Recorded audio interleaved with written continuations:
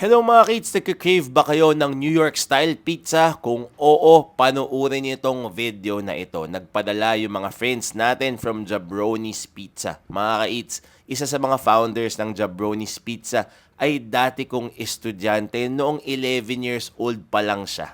Grabe, 'di ba? Time flies at tumatandaan talaga ako. Nakakatuwa naman at nakapag-produce ako ng ganitong klaseng estudyante na entrepreneur, 'di ba? So, ang sarap nung kanilang pizza, wala pong bias. Mukhang legit na New York style pizza talaga based sa mga napanood ko sa YouTube.